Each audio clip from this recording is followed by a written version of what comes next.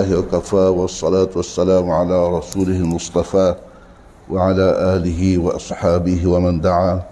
رب اشرح لي صدري ويسر لي أمري واحلل عقدة من لساني يفقهوا قولي. أصبحنا وأصبح الملك لله والحمد لله لا شريك له لا إله إلا هو وإليه المصير. أمسينا على فطرة الإسلام وكلمة الإخلاص وعلى دين نبينا محمد صلى الله عليه وسلم وعلى ملة أبينا إبراهيم حنيفا وما كان من المشركين. أما بعد. Pengurusi, para EJK, para imam, tetamu ustaz, tuan-tuan dan puan-puan yang rahmat Allah sekalian, Assalamualaikum warahmatullahi ta'ala wabarakatuh. Alhamdulillah, thumma alhamdulillah, thumma alhamdulillah, memuji dan memuja Allah SWT berpagi yang mulia ini, insya-Allah dengan permulaan yang baik ini, berpagi ini insya-Allah kita minta supaya hari-hari kita yang mendatang ini akan dilindungi dan diberkati oleh Allah Subhanahu Wa Taala dan beristiqamah kita dalam menjalankan tugas kita sebagai hamba Allah Taala di muka bumi, sementara kita diberi nyawa, diberi kehidupan dan diberi nikmat Allah Taala tentang rezeki, makan minum, kesihatan dan al-Islam itu sendiri, insya-Allah. Sebelum saya meneruskan ataupun membaca beberapa hadis tentang hak anak terhadap orang tua seperti yang topik yang diwar-warkan, saya ingin mengingatkan diri saya dan tuan-tuan dan puan-puan tentang suatu perkataan ataupun suatu kata hikmat oleh Al-Hakim. Katanya, "Idza kunta fi shalah fahfaz qalbak." Pesan yang pertama dia ialah apabila engkau berada dalam salat, maka jagalah hati. Kerana hati inilah punca segala pergerakan kita. Kerana hati inilah yang mengawal salat kita, dan hati inilah yang akan menentukan sama ada kita mendapat pahala dan sebagainya dengan salat kita ini. Tidak ada makna kalau kita bersalat tapi hatinya kelain. Maka utamalah bagi kita untuk menjaga hati dalam salat kita. Wa in kanat fi at-ta'am fahfaz khuluqak. Jika engkau berada dalam satu hidangan makan, maka dalam kau jaga akhlak engkau. Orang ni kadang-kadang dah dapat makan, dia tak ingat belakang hadapan dah.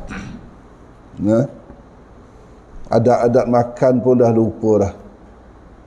Nak tengok kawan kita ni berakhlak baik ke tidak, ataupun orang sekeliling kita ni akhlak baik ke tidak masa menghadapi hidangan makan. Kalau makan sedap tu macam mana? Semua dia kauk dia. Kalau makan tak sedap tu, kita mengutamakan saudara kita. Jadi ini suatu akhlak. Bahkan ialah adab makan kan macam-macam. Menghormati orang tua, bersyukur kepada rezeki, macam-macam adab makan. Dan ialah kalau kita pergi masa zaman-zaman dulu, aku pergi kursus macam mana duduk atas meja makan. Tapi bagi saya ialah kursus tu bagus lah, macam beradab sikit lah. Tapi kadang-kadang makan tu tak apa kenyang lah, nak kena sudu. Dia BAM BAM ban, water, meal and water, something like that. Dia kena atur cantik-cantik. Lepas tu tak boleh duduk macam ni atas meja. Dia kena tangan kat bawah. Lepas tu yang paling susah sekali, jangan bunyi garpu dengan sudu. Itu susah tu. Jadi adab makan. Tapi yang peliknya, lepas mengajar tu pergi makanlah dekat hotel kan. Yang tukang ajar, tukang main lagi lah, makannya berhemah apa semua. Kalau orang tengok dia susah je makan, kita macam biasa je. Tapi dia oleh kerana dia mengajar, jadi dia makan dengan cara yang dia ajar tu lah. Apa susahnya lah makan masa ajar tu, macam senang. Dia kata, tuan-tuan, dia kata, masa saya masa depan tuan dia saya makan macam ni. Tapi kalau dekat kedai mamak sebelah sah juga, kata dia. Jadi tapi pokoknya bila kita di dalam hidangan kena jaga akhlak. Di Jepun, kalau di Malaysia, di tempat lain, kalau kita panggil makan je, adab terabur dah. Berebut-rebut, berpusu-pusu. Tapi kalau di Jepun, elok saja dia beratur. Walaupun semua lapar, walaupun semua susah, walaupun semua nak makan, beratur elok je. Tapi kalau kita ni, tempat pergi klinik boleh beratur. Tapi kalau makan tak upaya. Semua berebut-rebut. Wa in kunta fi baitil ghairi fahfaz basarak. Wa in kunta fi baitil ghairi fahfaz basarak. Dan jika engkau berada di rumah orang lain, dia telah sebagai tetamu, maka jagalah pandangan. Kita kena jaga pandangan kita bila kita masuk rumah orang. Kadang-kadang macam-macam. Boleh cerita pasal rumah orang ni, sepah lah, barang murah lah, barang lokal lah, macam-macam boleh cerita. Jangan melilau sana, melilau sini. Walaupun nak cari menantu, tapi jangan melilau-melilau. Nak cari menantu, atas dasar nak cari menantu lah, melilau sana, melilau sini. Wa in kunta bainan nas fahfaz lisanak. Dan jika engkau berada di kalangan manusia, maka jagalah lidah engkau. Kalau kita depan orang, kalau kita bersama dengan kawan, bersama dengan orang satu majlis, maka jagalah lidah. Tak sepatutnya kita gunakan lidah untuk mencerca orang, untuk menyakiti orang, untuk cerita tentang aib orang dan sebagainya. Mungkin saya lanjutkan sikit tentang kita bersama dengan orang. Kita bersama, kunta bainan nas, engkau bersama dengan manusia. Tuan-tuan dan puan-puan, definisi kita bersama dengan manusia hari ini sudah berbeza daripada definisi dulu. Saya tengoklah. Pasal kalau dulu kita seorang dalam bilik, seorang sungguh je. Tak ada orang lain tahu. Kita pun tak ambil tahu hal orang. Kita tak ada hubungan dengan luar. Tapi sekarang ni, dengan handphone ini, dengan handphone di tangan, duduk di mana pun sebenarnya kita berada di kalangan manusia.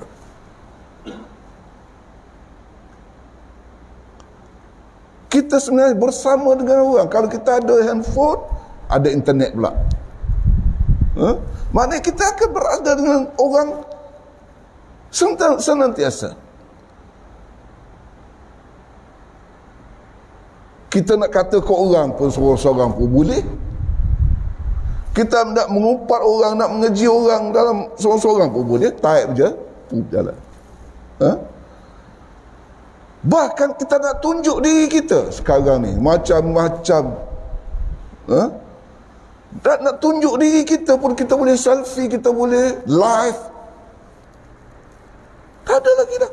Tak ada privacy lagi dah.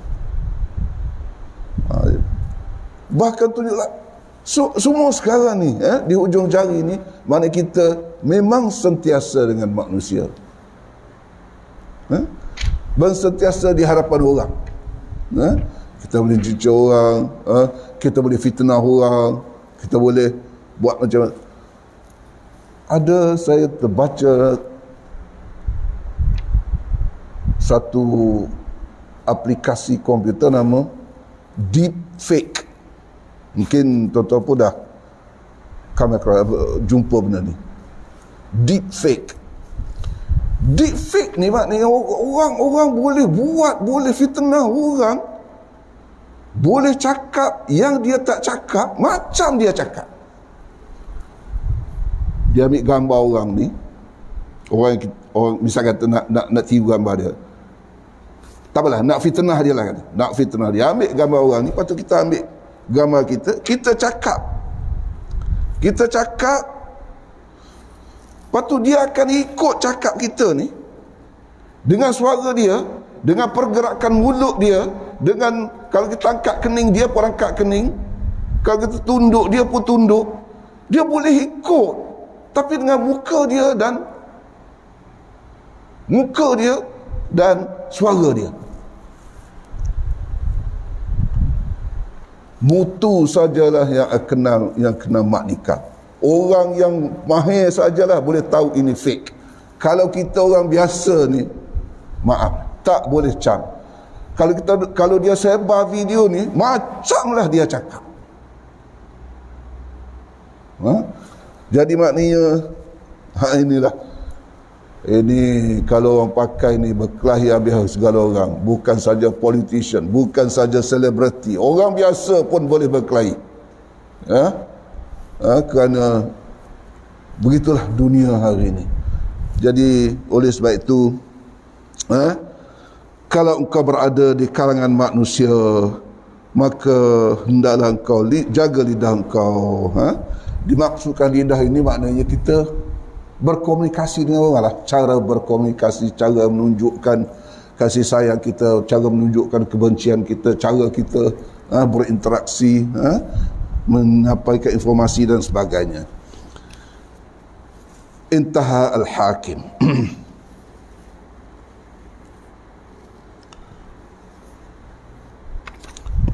Tajuk yang dipilih hari ini ialah tanggungjawab ibu bapa terhadap anak.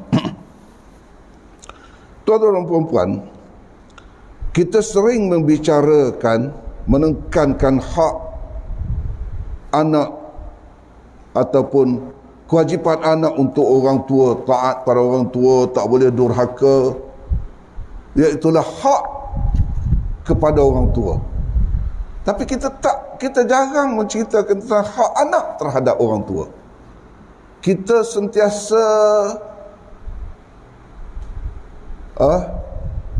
sentiasa mengatakan bahawa itu sudah semestinya, itu berlaku begitu, itu adalah mother nature, itu alam, semula jadi.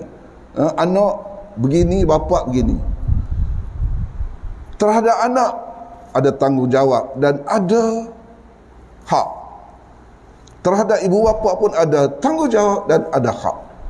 Kedua-dua ni mestilah berlaku secara timbal balik dan secara balas membalas. Mana ada seorang yang akan menuntut haknya tapi tidak menunaikan tanggungjawabnya. Begitulah sebaliknya. Hak datang dengan tanggungjawab. Sebagaimana juga tanggungjawab itu akan mengandungi hak.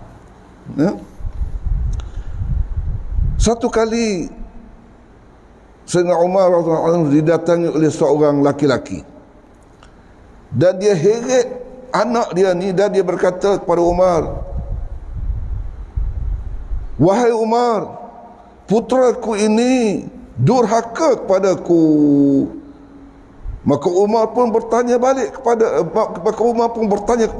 putra ini. Maka dia tanya kepada anak ni. Umar heret seorang budak ni, pergi jumpa seorang lelaki heret seorang budak ni, pergi jumpa Umar. Kata budak ni durhaka kepada dia, anak aku ni durhaka kepada aku. Lalu Umar tanya, apakah engkau tidak takut kepada Allah? Engkau telah berbuat durhaka terhadap ayahmu. Engkau tahu kewajipan anak untuk orang tua begini dan begitu. Lalu anak itu berkata, Ya Amirul Mukminin. Bila ditanya ke budak tu, betul tak engkau durhaka? Engkau tahu tak ini wajib, ini haram, ini tak boleh buat kepada dua apa, balasan neraka. Macam-macam masyarakat kat dia. Tapi Lalu dia bertanya kepada lalu dia tanya budak ni kata, ya, memang aku durhaka. Dan anak itu tidak berhak terhadap ayah. Dia kata, ya Amirul Mukminin, memang aku durhaka. Lalu anak ini bertanya, apakah anak itu tidak berhak terhadap ayah? Jadi anak tanya, okey kalau itu tu, anak tak ada hak kah terhadap bapa? Boleh tak durhaka? Ataupun macam mana? Maknanya budak ni tanya balik. Lalu Umar menjawab, ada hak. Iaitulah yang pertama, memilih ibu yang bangsawan dengan jangan sampai tercela kerana ibunya. Pertama hak pada anak ini, pilih ibu yang bangsawan dengan supaya dia tidak tercela. Yang kedua, harus memberi nama yang baik. Dan yang ketiga, harus mengajari kitab Allah. 3 perkara. Pertama, ibu yang baik. Yang kedua, beri nama yang baik. Yang ketiga, mengajarkannya kitab.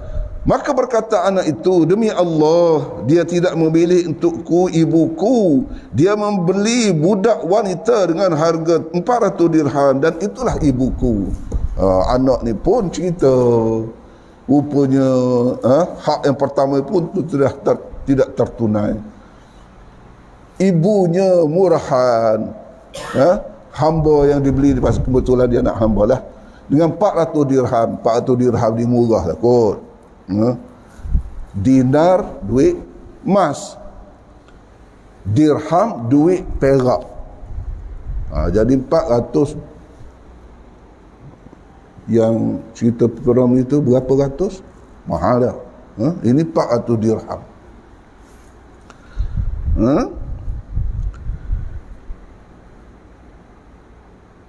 Dia membeli budak wanita dengan 400 dirham dan itulah ibuku. Dia tidak memberi nama yang baik kepadaku. Namaku sebenarnya ialah, nama yang diberi kepadaku ialah kelawar jantan. Nama dia, orang zaman dulu orangnya kelawar jantan. Saya tidak diajari Alkitab walaupun satu ayat. Maka Umar pun menulis kepada ayahnya dan berkata, lalu setelah budak ni cerita, tiga-tiga tu pun sebenarnya ayahku ni tidak menunaikan sebaik mungkin. Lalu Umar pun tulis kepada ayahnya, engkau telah durhaka kepada anakmu sebelum ia durhaka kepadamu. Pergilah engkau dari sini. Lalu Umar pun baliklah. Kau pun durhaka lebih dulu lagi daripada anak-anak kau. Diceritakan di situ, memilih ibu yang bangsawan. Maknanya bila saya baca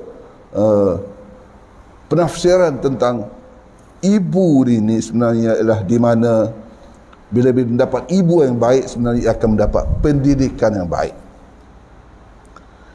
Bila seorang itu ada ibu yang baik, maknanya dia akan mendapat pendidikan yang terbaik. Di samping menjaga makan, minum dan kebajikannya secara hissi, secara fizikal, dia akan mendapat emosi, didikan emosi, didikan pemikiran, didikan ilmu dan sebagainya daripada seorang ibu.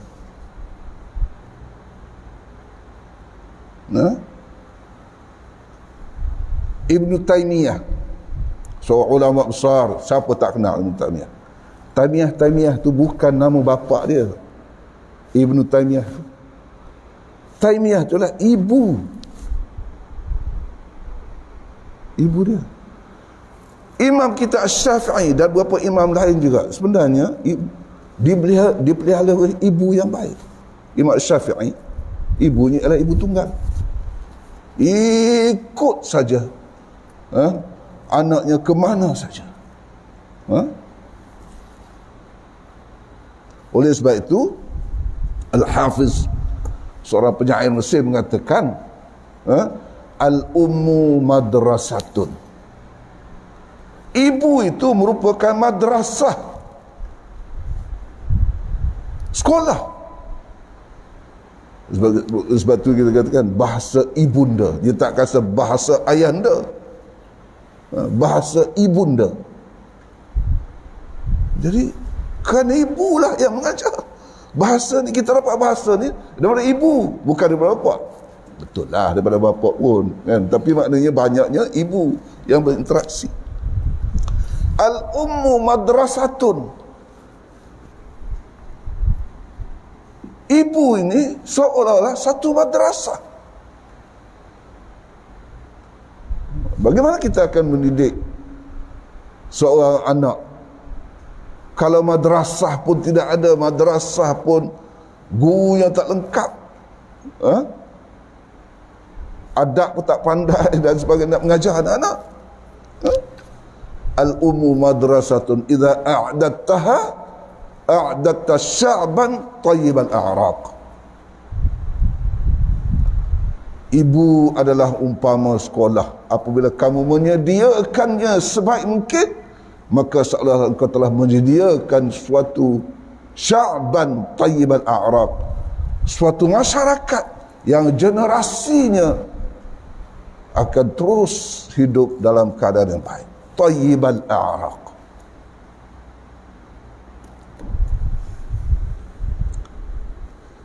Harus memberi nama yang baik. Nah, nombor dua. Yang nombor tiga,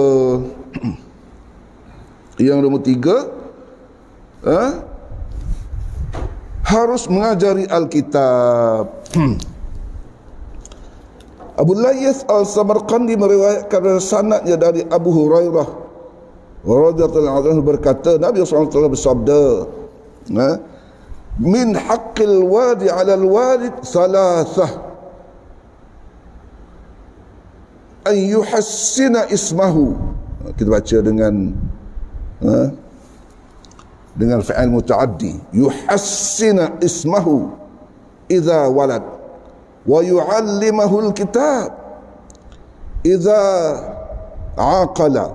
Sini kitab ni terjemahan ni kurang ini sikit. Dia idza qala, sebenarnya idza aqala wa yuzawwijahu idza adraka. Daripada hak yang harus disunaikan oleh ibu bapa kepada anak ada tiga. Pertama, an yuhassina ismahu, akan mengelokkan nama dia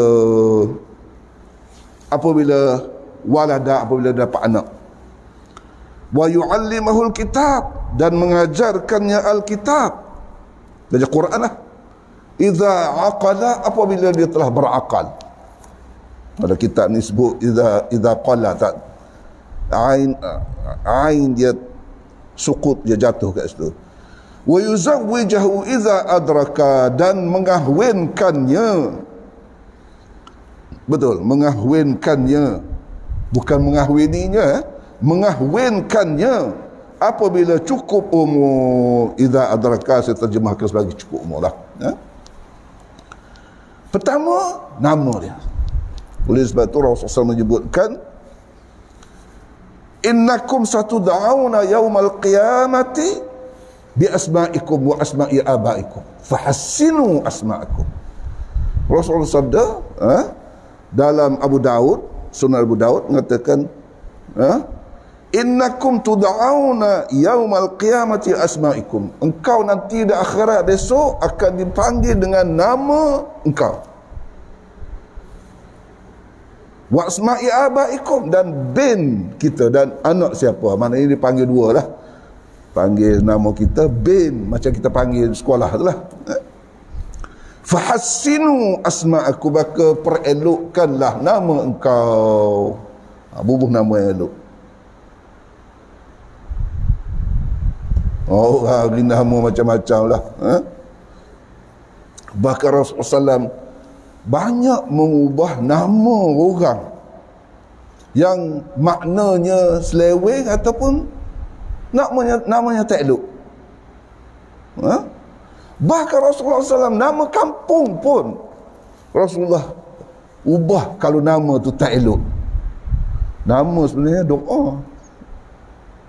Nama ni bila kita seru tu maknanya doa. Kita panggil tu pun doa. Doa. Kita panggil seorang tu, kalau nama tu baik, kita berdoa kepada dia sebenarnya. Oleh sebab itu orang zaman dulu dia suka nama-nama Quran. Ada saya dengar satu ceramah dia kata siapa orang dulu dia bubuh nama Quran. Kalau nama Nabi lagi baik, tapi nama tu nama Quran dalam Quran. Kerana kalau kita sebut nama tu, dan kita sebenarnya telah menyebut ayat-ayat Quran, dan setiap huruf yang kita sebut 10 pahala. Dah. Kalau sebut nama Quran, macam kita mengaji, dah dapat pahala di situ. Oleh sebab tu dia bubuh nama daripada Al-Quran. Satu kali Rasulullah SAW lalu atas satu kampung, lalu orang sebut, orang dia tanya, kampung ni nama apa? Kampung ni nama Ghafrah. Lalu Rasulullah ubah nama Khadrah. Nama Khadrah. Ghafrah ni macam gelap, gloomy. Kepada Khadrah maknanya hijau, subur pun boleh. Green maknanya cantik lah. Khadrah. Teringat saya pas ubah nama kampung ni, mula-mula saya pindah dekat sini, satu saya kerja lah KL, pindah kat sini. You duduk mana sekarang ni? Duduk di Semenyih. Semenyih? Oh, dekat Beranang. Oh, tempat jin bertendang tu ke? Orang kata Semenyih ni jin bertendang. That was 7-8 tahun lepas. Saya kata bertendang lah, jam tak habis-habis. Masa tu kan kita belum ada ni Eco Hill ni kan. Memang jam mati macam kata. Bertendang apa? Jam mati. Alhamdulillah lepas buka ni kita ni lega sikit. Dulu memang bertenang 1 jam kat situ aja. Lepas tu dia kata Semenyih tak ubah lagi ke nama Semenyih? Itu saya ingat ubah. Saya kata Semenyih cantik, apa nama nak ubah apa? Itu makna yang baik Semenyih. Tak tahu nama Semenyih ni nama apa. Sampai nak ubah nama pula. Nama Khadrah. Bahkan beberapa orang ada yang nama Asiyah. Rasulullah sebut bal anti jamilah. Nama Aswad bal anta abyad. Rasulullah ubah nama.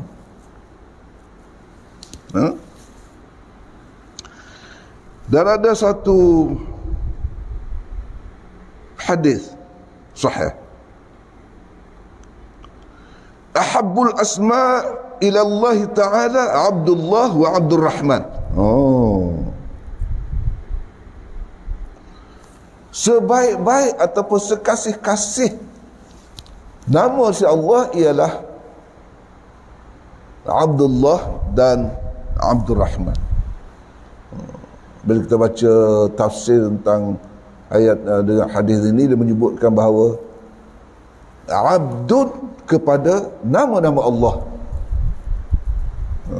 Nama-nama Allah kita tahu abdul itu adalah nama yang baik, tapi khususnya Abdullah dan Abdul Rahman, hamba Allah dan hamba Allah yang bernama Ar-Rahman, itu nama baik. Ada lagi kan, tapi jarang-jarang dah sekarang ni nama Abdullah, Abdul Rahman ni kan. Kalau zaman dulu kita dapat anak pertama Abdullah, sampai kawan saya Arab ni Abdullah bin Abdullah, lepas tu tok dia pun nama Abdullah lagi. Jadi semua Abdullah. Kita kalau Abdul tu tegaklah lain-lain, tapi maknanya dia Abdullah.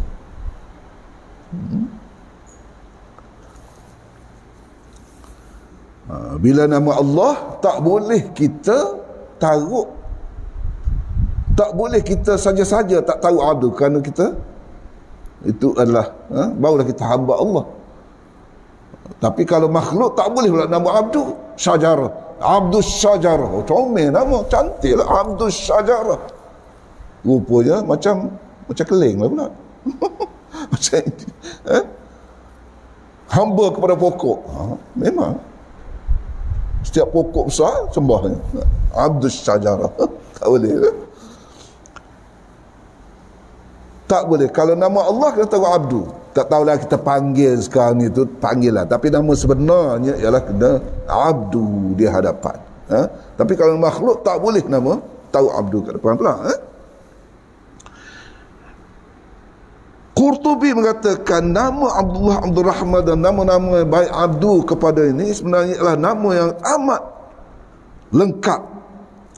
Iaitulah di sana terdapat sifat Allah dan sifat hamba. Itu yang Tuan jadi. Nama Allah pun ada di situ, Allah, dan sifat hamba pun sebagai hamba kepada Allah. Lengkap, ringkas, lengkap nama itu. Jami' dan mani'. Dan nama yang terbaik selepas itu ialah nama Muhammad atau Ahmad. Sehingga pengarang ni sebut, dia kata kalau kita ada ramai-ramai anak lelaki, tidak baiklah kalau kita tidak nama di kalangan mereka salah seorang mereka nama Ahmad ataupun Muhammad. Maknanya kita kena, tapi sekarang ni semua orang Muhammad lagi. So maknanya jangan tinggal nama Ahmad dan Muhammad. Dan selepas itu adalah nama Nabi-Nabi. Lepas tu nama Nabi-Nabi. Ini nama yang baik. Biras saya, biras ke beras. Yalah dia adik-beradik dia, anak lelaki ramai, anak-anak nak bubuh nama Nabi. Nak bubuh nama Nabi. Dia kata dah tak, semua dah habis. Akhir sekali dia bubuh nama anak dia, dia taruh nama anak dia nama Hud. Pakat tu gelak ke budak ni nama Hud. Tak ada nama dah.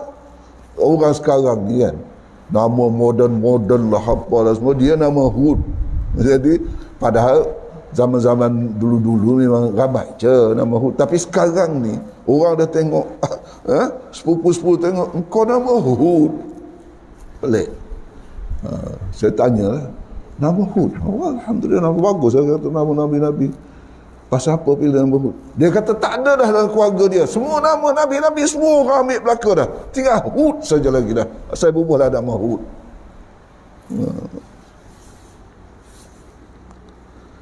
Dan daripada nama Al-Quran jugalah nama yang baik. Nama-nama daripada Al-Quran nama baik.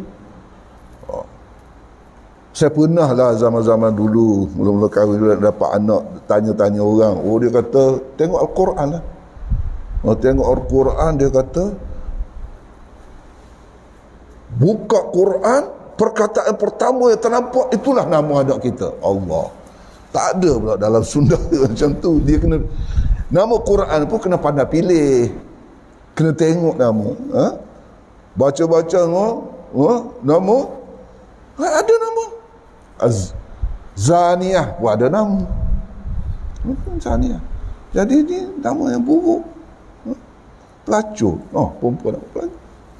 Langsung tak layak. Ada nama kawan saya masa kuliah Islam dulu, nama dia daripada Quran, Izazu. Memang Quran buka Izazul zilatil ardu zilzalah. Izazu ada Izazu, tapi petikannya tak kena. Izazu. Jadi dia pilih yang baik. Izazu bang, apabila punyai, apabila punyai, apa benda tak ada makna. Harap-harapnya aku panggil dia tu sebut Quran, aku boleh dapat pahala lah. Tapi maknanya tak kena lah petikan. ada tamu saya seorang datang, bila nama dia, pak saudara bawa nama, kawan dia bawa datang, bila borak-borak dia nama Weladu nama dia, Weladu.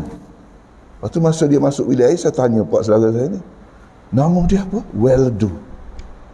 Apa nama pelik sangat? Dia kata tok dia, cucu-cucu dia, datuk dia ni lah yang bubuh nama, yang taruh nama ni tok dia. Memang semua cucu dia, tok dia nak taruh nama sendiri, tak mau orang lain taruh nama dia. Dan tok dia ni belajar di Jepun, jadi duk tiru nama Jepun. Agaknya Weladu ni nama ada orang Jepun agaknya. Jadi itulah kadang-kadang benda ni boleh berlaku dalam masyarakat.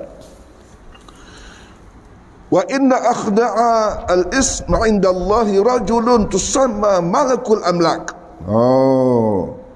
Dan nama yang paling buruk di sisi Allah ialah laki-laki yang dinamakan malikul amlak. Hadis. Nama orang nama dia malikul amlak. Malikul amlak ni maknanya raja bagi segala raja. Siapa dia raja bagi segala raja? Allah sajalah raja bagi segala raja. Kita pergi taruh nama Allah. Besok bila dah semua makhluk-makhluk mati, termasuklah telah mati kerajaan Israel dan semua malaikat-malaikat semua, lalu Allah menyeru, limanil mulkul yaum, hari ini siapa raja? Lillahil wahidil qahar, Allah. Jadi ginama malikul amlak, dan inilah seburuk-buruk nama.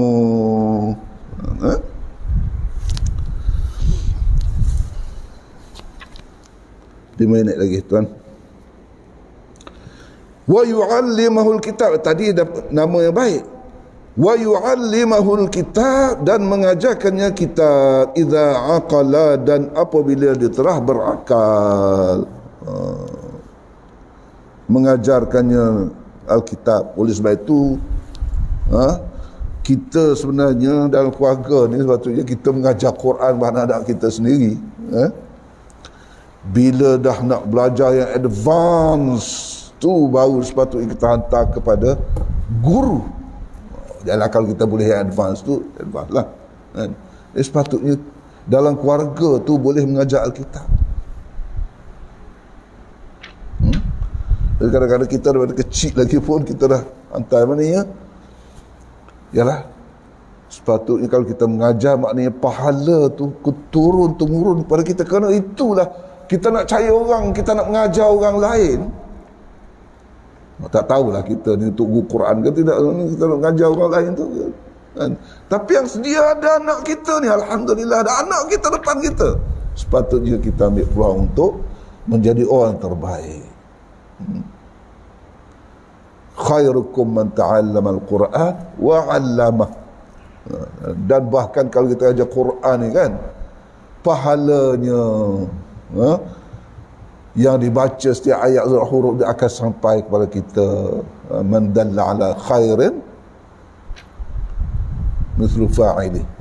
Orang mengajar sesuatu yang baik, maka mendapat pahala seperti dia buat sendiri. Wa 'allamahul kitab wa yuzawwijahu idza adraka, dan mengahwininya jika telah dewasa.